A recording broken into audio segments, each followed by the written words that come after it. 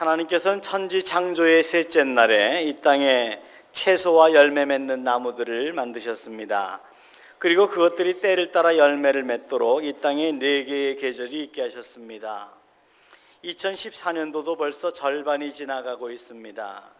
4개월 전에 제가 형제교회 처음 부임할 때는 나해석거리의 가로수와 해원공원에 있는 나무들이 다 생명이 없는 것처럼 말랐지만 지금은 눈이 부시게 푸르른 모습을 드러내고 있습니다.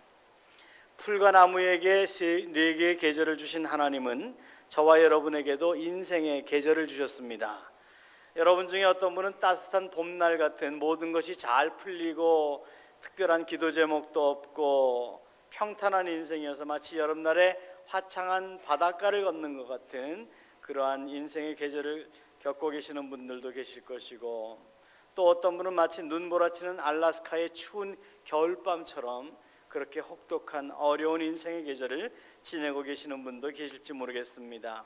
풀리는 일도 없고 당장 해결해야 될 일은 산적하고 미래는 보이지 않고 현실은 무겁고 어디 도망가려고 해도 도망갈 곳 없는 힘든 인생을 살아가고 계시는 분들이 계실지도 모르겠습니다. 만약 여러분이 스스로 해결할 수 없는 무거운 짐을 지고 지금 2014년의 중반을 문턱을 지나가고 계시다면 어쩌면 오늘의 이 말씀은 여러분을 위한 말씀이 아닐까 싶습니다.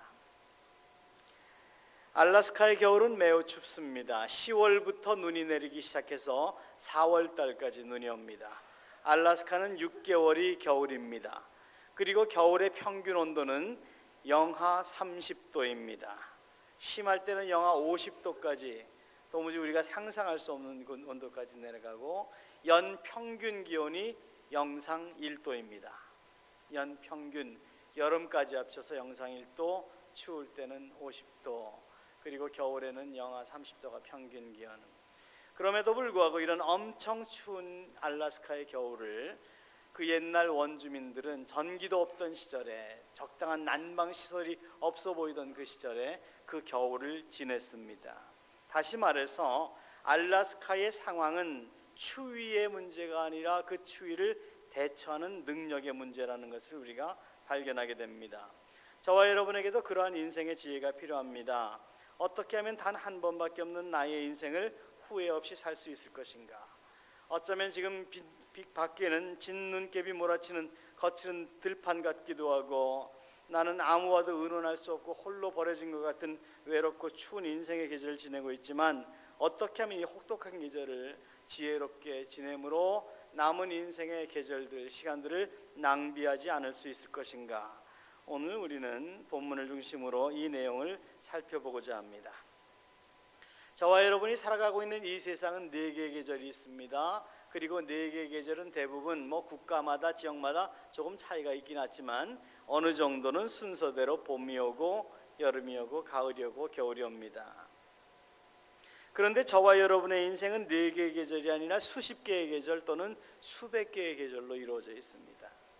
여기에 굿뉴스가 있고 배드뉴스가 있는데 배드뉴스는 인생의 계절, 우리를 엄습하는 인생의 계절에는 순서가 없이 찾아오기 때문에 우리를 당황하게 한다고 하는 점을 우리가 기억을 해야 됩니다.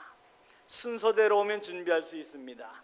봄 다음에 여름이 오면 여름 못 준비하고 가을 다음에 겨울이 오면 겨울옷 준비하면 되는 것이 이 땅의 계절이지만 우리네 인생의 계절은 순서 없이 어떤 것이 먼저 올지 어떤 것이 나중에 올지 모르기 때문에 시도 때도 없이 우리의 인생을 파고들어서 우리를 굉장히 당황스럽게 합니다. 그런데 굿뉴스가 있습니다. 이러한 시도 때도 없이 순서 없이 찾아오는 우리의 인생의 계절도 몇 가지 특징을 가지고 있고 이 특징을 하나님의 말씀인 성경을 중심으로 잘 분별만 해서 보면 이러한 인생의 계절도 우리가 알래스카의 원주민들이 가지고 있는 지혜와도 같은 인생의 지혜를 가질 수 있게 된다는 점입니다. 저와 여러분이 찾아오는 인생의 계절에는 적어도 크게 보면 한 3가지 정도의 특징이 있다는 것을 꼭 기억하셔야 되는데 그 첫 번째 특징은 그것이 우리의 인생 너머에 있다, 우리의 한계 너머에 있다라는 것을 꼭 기억하시기 바랍니다. 성경은 우리의 주인이 우리가 아니라고 말씀을 하십니다. 내가 산 것이 그리스도니 죽는 것도 유익하다라고 말씀하십니다.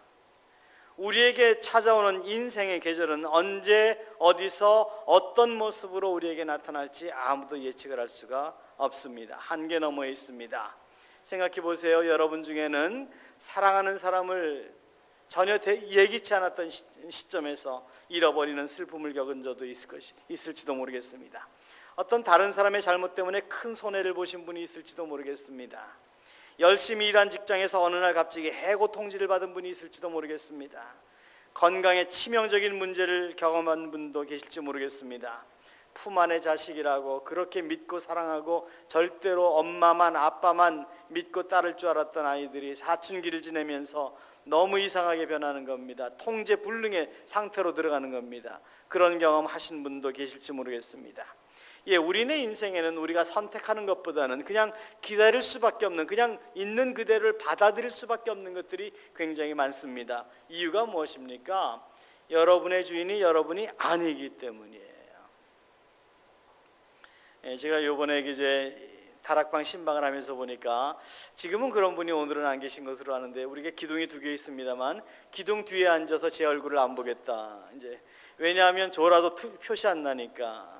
제가 이런 말하면 그분은 지금 번쩍 눈이 띄겠죠. 내 얘기하는구나. 여러분, 졸고 싶지 않은데 왜 졸음이 옵니까? 내가 내 주인이 아니에요. 아프고 싶지 않은데 왜 아픕니까? 내가 내 주인이 아니에요. 우리 인생의 주인이 우리가 아니라는 것 꼭 기억하고 살라고 성경은 말씀하십니다.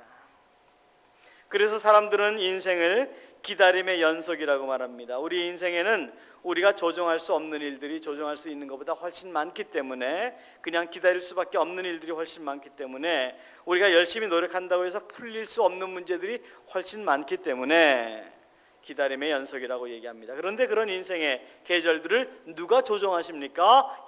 물론 하나님이 하십니다. 우리 인생의 계절이 우리 한계 너머에 있고 하나님의 손 안에 있다는 것을 알게 될 때에 우리는 하나님의 섭리, 하나님의 은혜에 눈을 돌리게 됩니다. 여러분이 어떤 기도의 제목을 가지고 있거나 문제를 가지고 있다면 그 문제가 문제인 이유는 여러분이 해결할 수 없기 때문에 문제가 되는 것입니다. 여러분이 해결할 수 있으면 문제가 되지 않습니다. 해결할 수 없기 때문에 문제가 됩니다. 그런데 여러분의 문제는 문제가 아니라 문제가 아닌 것을 문제로 하는 게 여러분의 문제라는 거죠. 문제가 너무 많아요. 우리의 문제가 무엇인가? 우리가 해결할 수 없다는 것을 알면서도 끌어안고 있는 것이 우리의 문제인 경우가 많습니다. 우리에게 그것이 문제가 되는 이유는 우리가 풀 수 없기 때문에 문제인데, 그러면 빨리 하나님에게 맡기는 것이 최선인데 우리가 그것을 끌어안고 있을 경우가 굉장히 많아서 우리의 인생이 낭비되는 경우가 없지 않다. 인생의 계절은 우리의 한계 너머에 있다는 것을 꼭 기억하십시오. 그 점을 먼저 인정하셔야 됩니다. 그리고 인생의 계절이 가지고 있는 또 두 번째 특징이 있는데, 그것이 우리를 당황하게 만든다고 하는 점입니다. 예측할 수 없기 때문에 우리를 당황하게 합니다. 저와 여러분이 인생을 살아가다 보면 내게 왜 이런 일이 일어나는가? 남들 나보다 더 나쁜 사람들 훨씬 많은데 그들은 잘 풀리는 것 같고, 왜 나는 그래도 하나님 믿고 살아보려고 하는데, 깨끗하게 남에게 해 안 주고 살아가려고 하는데 이런 일이 나에게 닥치는가? 우리 인생에는 우리가 이해할 수 없는 일들이 너무 많습니다. 우리는 아무런 이유 없이 다른 사람들로부터 오해를 받거나 상처를 받거나 공격을 당할 수도 있고, 감당할 수 없는 어떤 일로 인해서 고통을 당할 수도 있고, 그리고 사실 우리가 어떤 일을 이해한다고 하는 것은, 대부분의 우리가 어떤 일을 이해하는 것은 그 시점에서 이해하기보다는 그 시점이 지나가서 그것이 그랬었구나, 그렇게 이해하는 경향이 많습니다. 그리고 그 일을 경험할 때까지는 이해하기보다는 당황하기가 쉽습니다. 그런데 여러분 기억하십시오. 너희는 주의 뜻이 무엇인지 이해하라, 그렇게 주님은 우리에게 말씀을 하고 계십니다. 성경은 우리에게 너희가 하나님의 뜻을 동의를 구하지 말고, 하나님은 너희에게 동의를 구하시는 것이 아니라 순종을 구한다는 것을 이해하고 주님의 뜻을 이해하라. 이해라는 말을 지난번에 말씀드릴 때에 understand라 그랬어요. understand는 언더에 스탠드하는 겁니다. 아래에, 주님의 뜻에 아래에 서는 겁니다. 하나님의 뜻이 무조건 옳습니다라고, 그렇게 내 마음에 동의가 되지 않더라도 하나님의 뜻을 받아들이는 것을 이해한다, understand라 그랬어요. 근데 많은 경우에 우리는 그 현실 어려움의 현장 앞에서는 그게 이해되지가 않습니다. 동의되지가 않습니다. 그냥 불평이 되기 쉽고 참 왜 하나님께서 내게 이런 일을 행하시는가 그렇게 하나님께 원망하기가 쉽습니다. 여러분, 공부를 잘하는 학생과 공부가 잘 안 되는 학생의 차이가 뭡니까? 공부를 잘하는 학생은 책을 쫙 펴면 요점이 보입니다. 그러니까 거기다 빨간 줄 그어놓고 하이라이트 쫙 그어놓고 그거 외워놓습니다. 그럼 그거 반드시 시험에 나옵니다. 근데 공부가 잘 안 되는 학생은 요점이 보이기는 보이는데 이 요점이 언제 보이나? 시험지 받아들면 그때 보입니다. 저와 여러분의 인생이 낭비된다, 낭비 안 된다가 뭡니까? 낭비되는 인생은 지나간 다음에 아, 그랬구나. 저와 여러분이 적어도 하나님의 거듭난 백성이라면, 예수 그리스도의 은혜로 하나님의 백성이 됐다면 우리에게는 스토리가 있습니다. 이야기, 간증이 있는데 간증이 무엇입니까? 하나님이 나를 그렇게 인도하셨다라는 간증입니다. 그 간증이 언제 생기던가요? 그 아픔의 현장 가운데 생기던가요? 아니요. 대부분은 지나간 다음에 생깁니다.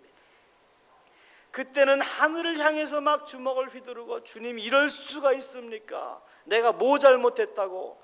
그런데 나중에 지나고 보면 아, 그게 그래서 그랬구나. 마치 사춘기 아이들이 부모에게 반항하다가 나중에 자기가 부모 된 다음에야 아, 그때 그랬구나 이해하듯이, 그러면서도 자기 아이들에게는 말 안 듣는다고 똑같이 하듯이, 그래서 아이들한테 그러죠. 너 나중에 너랑 똑같이 닮은 애 낳아라. 예, 그래서 우리가요, 저도 여러분도 우리랑 똑같은 애 낳은 겁니다. 그때는 몰라요. 그때는 자기는 안 그런 것 같았어요. 근데 지나고 보면 알아요. 여러분, 우리 인생 낭비할 시간 없습니다. 거듭 말씀드리지만 2014년도 벌써 절반이 지나가고 있습니다. 마지막 주일입니다. 6월에 남아있는 우리의 인생의 날들 얼마나 될까요? 아무도 몰라요. 낭비하지 말아야 되죠.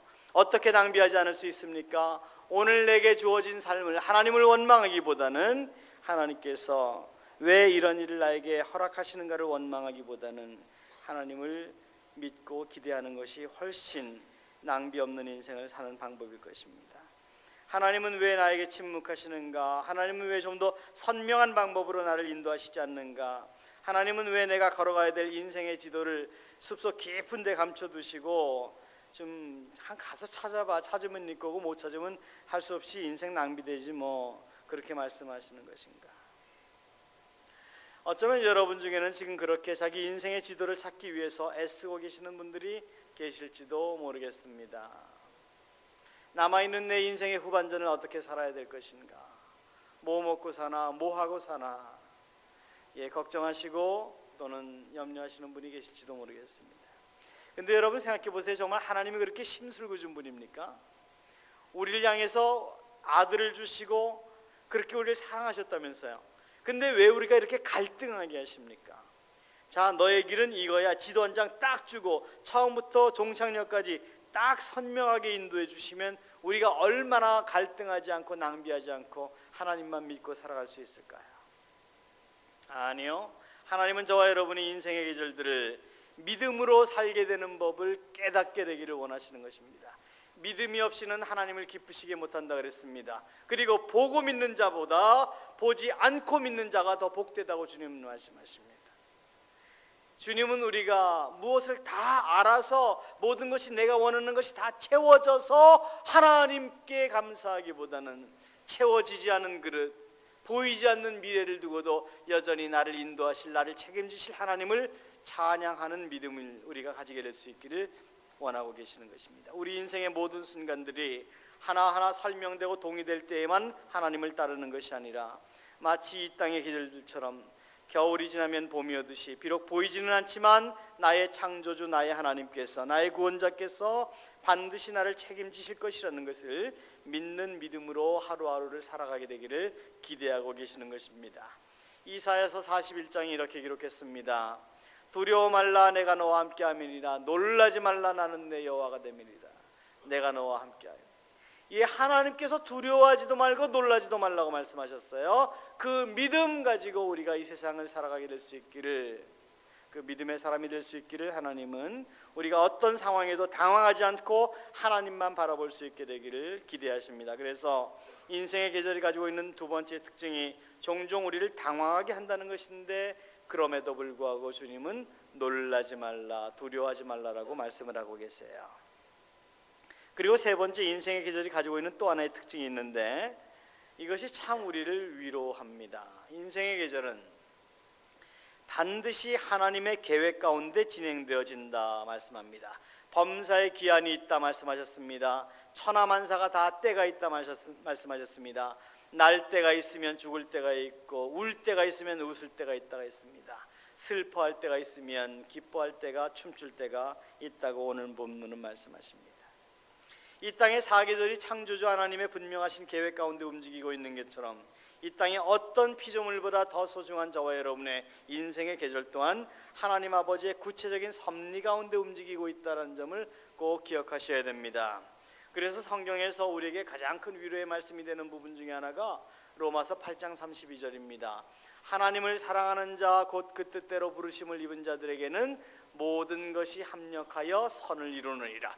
그런데 이 말씀이 모든 사람들에게 해당되는 말씀이 아닙니다. 하나님을 사랑하는 자, 곧 그 뜻대로 부르심을 입은 자, 여러분이 예수 그리스도의 은혜로, 그리고 여러분의 믿음의 결단으로 구원함을 받은 하나님의 자녀라면, 이 말씀은 여러분을 향한 것입니다. 이 세상의 모든 사람을 향한 것이 아니라 하나님을 사랑하는 사람들, 즉 구원받은 사람들을 향한 말씀인데, 그들에게는 모든 것이 합력해서 선을 이룬다 그랬습니다. 이 모든 것 속에는 우리의 상처도, 우리의 아픔도, 우리의 역경의 계절도, 우리의 눈물도, 이 모든 어쩌면 실수까지도, 우리의 고의로 지은 죄까지도, 모든 것이라 그랬어요. 어떤 것이 제외되는 사항 없습니다. 우리 인생의 모든 것이 합력하여 선을 이룬다. 우리의 눈에는 보이지 않아요. 그러나 주님은 우리가 망가뜨려 놓은 인생의 부분까지도 다 엮으셔서 그것을 하나의 아주 아름다운 조형물을 만들어 놓으시는 하나님. 캔버스가 있습니다. 백지가 있습니다. 거기에 여러분의 아이가 와서, 여러분의 아이가 붓으로 가지고 쭉 그림이 아니지, 쭉 어떤 획을 그려놨습니다. 하얀 캔버스를 망가뜨렸습니다. 근데 여러분은 아주 뛰어난 추상화가입니다. 여러분이 캔버스에다가 붓과 물감을 잡더니 아이가 망가뜨려 놓은 그 중심의 그 문자 옆으로, 어떤 획 옆으로 그림을 그리기 시작합니다. 나중에는 아주 멋있는 그림 한 폭이 나옵니다. 하나님이 합력해서 선을 이루시는 것이 바로 이와 같습니다. 그런데 우리가 잊지 말아야 될 점이 있습니다. 그렇게 망가뜨려 놓은, 어쩌면 내 인생의 절반이 망가지고 이제 절반밖에 안 남았는데, 망가졌다는 하는 것은 내가 인생을 얼마나 성취했는가 여부에 달려 있지 않습니다. 하나님과 얼마나 동행했는가에 달려 있습니다. 우리 인생의 성패는 하나님과의 동행이냐 하나님과의 분리냐에 달려 있는 겁니다. 그래서 비록 여러분이 하나님과 관계가 없는 인생의 전반전을 살았다고 할지라도 이제 인생의 후반전을 하나님을 위해서 잘 살면 되지 않겠나. 내가 아무리 많은 것을 망가뜨렸어도 그거 가지고 합력해서 선을 이루시면 되지 않는가. 그러죠. 그런데 우리는 더 거룩한 소망, 욕심이 있어야 됩니다. 내가 망가뜨려 놓은 내 인생의 나머지를 가지고도 합력해서 선을 이룰 수 있는 하나님이라면, 내가 망가뜨리지 않은 송두리째 인생을 가지고는 얼마나 더 아름다운 하나님의 그림을 그릴 수 있을까요? 그래서 우리가 하나님 앞에 좀 더 일찍 우리의 인생을 내려놓는 것이 소중합니다. 그럼에도 불구하고 하나님은 우리 인생에, 하나님의 자녀된 저와 여러분 인생에 어떠한 일도 실수나 우연으로 일어나게 하지 않습니다. 저와 여러분이 예수 그리스도를 구세주로 믿는 사람이라면 우리 인생에 일어나는 어떠한 일도 하나님의 간섭하심이 없이는 일어나지 않는다라고 성경은 우리에게 약속하고 계세요. 힘들고 어려운 날도 하나님은 우연하게 일어나게 하시지 않습니다. 여러분 이 점을 기억하셔야 됩니다. 하나님은 굳이 사실 우리 인생에 어려운 날들을 준비해 두실 이유가 없어요. 왜냐하면 우리의 죄와 허물과 실수로 만들어 놓고 있는 어려운 일들이 우리 인생에 너무 많아요. 깨어진 인간관계, 우리의 죄로 인한 실수들, 이런 것들이 우리 인생에 너무 많은 어려움들을 만들어 놔서 하나님이 굳이 우리에게 어려운 날들을 준비해 두실 필요가 없어요. 사실 그렇습니다. 성경은 우리에게 하라는 말씀과 하지 말라는 말씀이 있는데, 예를 들어서 하라는 말씀은 항상 기뻐해라, 쉬지 말고 기도해라, 범사에 감사해라, 이것이 너희를 향하신 하나님의 뜻, 즉 하나님의 소원이다, 이렇게 말씀하세요. 하지 말라는 것도 있어요. 아무것도 염려하지 말고 오직 모든 일에 너희 구할 것을 감사함으로 하나님께 아뢰라 그랬어요.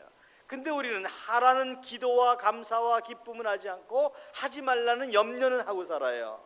거꾸로 사는 경우가 없지 않습니다. 그로 말미암아 우리 인생에는 우리가 충분히 문제거리들을 만들어 놓고 살아갑니다. 여러분, 그런데 성경은 모든 것이 선하다고 말씀하시지 않습니다. 모든 것을 합력해서 선을 이룬다 말씀하세요. 여러분 인생의 주변의 모든 것을 선하다라고 생각하시면 여러분은 하나님의 뜻이 이해도 되지 않고 여러분의 인생에 실망하실 것입니다. 어떤 시인은 인생이 아름답다고 노래합니다. 여러분 정말 인생이 아름다우세요? 저는 별로 그렇게 그런 것 같지는 않아요. 아름다운 부분이 있지요. 근데 아름답지 않은 부분도 없지 않아요. 테러 아름답지 않습니다. 전쟁 아름답지 않습니다. 깨어진 인간관계, 깨어진 가정 아름답지 않습니다. 그 가운데서 고통받는 아이들 아름다울 수 없습니다. 암이나 에이즈 같은 질병들 아름답지 않습니다. 아무리 순수한 사랑을 추구해도 분류는 아름다울 수 없습니다. 세월호 사건으로 인해서 희생자들이 아직도 아픈 마음을 쓸어내리고 있을 것입니다. 그런 사건들 아름답지 않습니다. 유괴로 인해서, 사고로 인해서 아이를 잃어버린 부모 평생 고통 중에 지낼 것입니다. 아름답지 않습니다. 이와 마찬가지로 어쩌면 지금 저와 여러분의 경제적 상황이 아름답지 않을 수 있습니다. 건강이 아름답지 않을 수 있습니다. 여러분의 미래가, 가정이, 자녀가, 부모가, 인간관계가, 사업이 아름답지 않아 보일 수도 있습니다. 그런데 하나님은 그것들조차 재창조하실 수 있는, 아름답게 재창조하실 수 있는 분이라 말씀하십니다. 성경은 우리의 이 세상이 여러분 주변이 아름다울 것이라고 한 번도 약속하신 적이 없습니다. 그러나 이 약속은 하셨습니다. 모든 것을 합력해서 선을 이루실 것이다. 예, 하나님은 그것들조차 아름답게 재창조하실 수 있는 분이라 말씀하십니다. 여러분, 환경을 믿지 마십시오. 환경은 언제든지 변할 수 있습니다. 사람도 믿지 마십시오. 사람은 환경보다 더 빨리 변할 수 있습니다. 오직 합력해서 선을 이루실 하나님만을 신뢰하셔야 됩니다. 하나님의 자녀된 저와 여러분의 인생의 계절은 창조주 하나님의 철저하신 통제 가운데 진행되어 간다고 하는 이 사실을 믿음으로 받아들이셔야만 합니다. 여러분은 교과서, 국민학교 교과서에 아직도 그런 게 있는지 모르겠습니다. 메뚜기, 그 배짱이와 개미, 그런 얘기 있었죠. 아마 아실 거예요. 개미는 한 여름 동안 열심히 일해서 먹을 것을 저축해 두었는데, 배짱이는 들에 나가서 맨날 띵까띵까 놀기만 하다가 겨울이 됐습니다. 추운 겨울이 됐는데 개미는 가족들과 함께 이제 난로 떼놓고 군밤 구워 먹으면서 행복한 시간을 보내는데, 배짱이는 갈 집도 없고 결혼도 못하고 밖에서 추워서 문틈으로 개미네 집만 바라보았더라. 그런 얘기 우리 다 아는 얘기인데, 이 이야기가 주는 교훈이 뭡니까? 젊어서 열심히 일하고 열심히 모아라, 그래야 노후가 행복하다, 그 얘기 아닙니까? 근데 이 개미와 배짱이 얘기는 신앙적 시각에서 조금 각색될 수도 있다 생각이 됩니다. 이렇게 생각해 보십시오. 한여름 동안에 개미는 교회도 안 가고 노기스도 안 가고 헌금도 안 하고 열심히 일해서 많은 재산을 모았습니다. 큰 집 샀습니다. 좋은 차도 샀습니다. 젊을 때 뼈 빠지게 일했으니까 나도 이제 누릴 만한 자격 된다 생각해서 골프 회원권도 여러 개 사고 제주도에 별장도 샀습니다. 그래서 이제 은퇴의 날이라서 은퇴하고 나서 제주도 가서 내 집 좋다, 내 집 좋다 그러고 잠잤습니다. 근데 그동안 젊을 때 너무 열심히 그냥 과로한 것이 무리가 되어서 첫날 밤 자기 별장에서 자다가 그만 뇌졸중으로 죽고 말았습니다. 근데 배짱이는 여름 동안에 그냥 열심히 교회 생활하고 노기수 가고 기회만 있으면 단기 선교 가고 여러 가지 그냥 봉사활동하느라고 사회적으로는 크게 성공하지도 못하고 모아둔 돈도 없었습니다. 돈만 생기면 헌금하고 이웃 구제해야 되는데 힘에 지나도록 이웃을 위해서 사는데 어떻게 뭐 얻을 돈이 있겠어요. 그랬습니다. 그런데 결혼도 못 했겠죠, 물론. 가을이 지나가고 겨울이 왔습니다. 근데 겨울이 오기 전에 겨울에 내가 뭐 할까 하다가 그동안 이제 단기 선교 다니고 뭐 찬양 사역하면서 모아둔 자기가 써둔 곡을 CD를 만들었는데 그게 대박이 났습니다. 그래가지고 이쁜 애들이 줄 서고 큰 돈 모아가지고 잘 살았다더라. 여러분, 그렇다고 해서 예수 믿으면 무조건 부자 된다 뭐 그런 얘기 아닙니다. 근데 여러분, 조금만 여러분의 주변을 돌아보십시오. 조금만 돌아보십시오. 하나님 섬겼더니 축복하시더라. 이런 간증 여러분 못 들어보셨나요? 저는 여러분 기복신앙주의자 아닙니다. 우리의 복은 이 땅에서 받을 복보다 하늘나라 복이 비교될 수 없을 만큼 크고 그것을 우리는 기대해야 된다는 것을 저는 분명히 믿습니다. 그런데 도랑치면 가재도 나오더라고요. 하나님을 위해서 먼저 그의 나라와 그의 의를 구하면 하나님이 책임져 주시더라고요. 저와 제 아내를 보면 저희 아이들이 그런 애들이 나올 수가 없습니다. 그런데 하나님의 일을 하니까 하나님이 책임져 주시더라고요. 새 아이를 대학 4년 동안 1달러도 안 내고 다닐 수 있게 기숙사비까지 다 주시더라고요.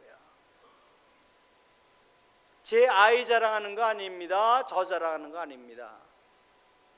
하나님 자랑하는 거. 하나님의 백성은 하나님께서 책임지신다는 것을 믿어야 합니다. 그래서 여러분, 저와 여러분의 인생을 사는 목적이 무엇입니까? 하나님의 영광에 찬송이 되는 겁니다. 여러분이 전도하시다 보면 그런 얘기 많이 들을 겁니다. 이 일만 조금 해결되면 교회 갈게요. 아니요, 우리의 살아있는 날이 하나님의 영광의 찬송이 되어야 합니다. 낭비하지 마십시오. 남아있는 시간을 낭비하지 마십시오. 하나님을 위해서 사는 것이 여러분의 낭비가 아닙니다.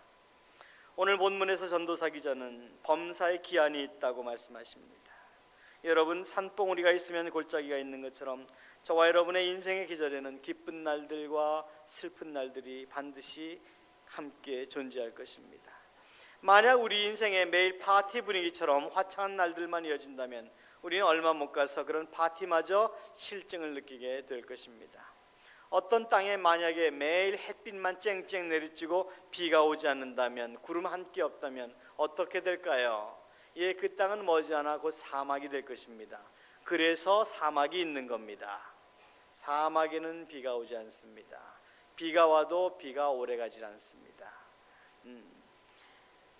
하나님은 우리 인생의 계절이 사막화되기를 원치 않으십니다. 열매 맺는 인생 되기를 원하십니다. 그래서 계절을 두십니다. 인생의 계절을. 좋은 나무는 계절을 원망하지 않습니다. 비가 온다고 빗물을 받아들일 것인지 아닌지를 고민하지도 않습니다. 그냥 계절을 주시는 창조주께 순종합니다. 그러면 때가 되면 열리게 돼 있습니다. 열매가. 사과나무가 열매를 맺는 게 사과 열매를 맺는 것이 아니라 계절이 사과나무로 하여금 열매를 맺게 합니다. 우리가 우리 인생의 열매를 맺는 것이 아니라 하나님이 우리 인생을 통해서 열매를 맺게 하십니다. 그래서 모든 영광이 하나님의 것입니다. 하나님이 하셨으니까. 저와 여러분은 예수 그리스도의 피값을 치르고 세우신 귀한 나무들입니다. 이 나무의 귀한 열매들이 맺게 하시기 위해서 하나님은 오늘도 우리네 인생의 많은 계절들을 경험하게 하십니다. 혹시 여러분 중에는 지금 춥고 어두운 겨울날을 경험하고 계시는 분이 없습니까? 기다리십시오. 남 못할 고민을 안고 갈등하고 있는 계절을 지내고 있는 분은 없습니까? 기다리십시오.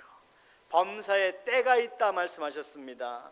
아무리 완벽한 계획이라도 잘못된 시간에 시행되면 그것은 잘못된 결과를 낳습니다. 하나님께서 여러분을 위해서 가지고 계시는 계획은 반드시 카이로스, 그분의 시간표에 의해서 실행되어져야만 합니다. 버섯 순두부에 들어가는 버섯은 하룻밤 사이면 완전히 커버릴 것입니다. 그러나 산사태를 막아낼 수 있는 커다란 나무를 기르는 데는 수십 년, 수백 년이 걸릴 겁니다. 이 시대의 죄의 홍수를 막아내기 위해서 하나님은 저와 여러분에게 많은 아픈 인생의 계절들을 경험하게 하십니다. 저와 여러분에게 찾아오는 인생의 계절들을 예수님이 주시는 지혜와 믿음으로 극복해 나가시기 바랍니다.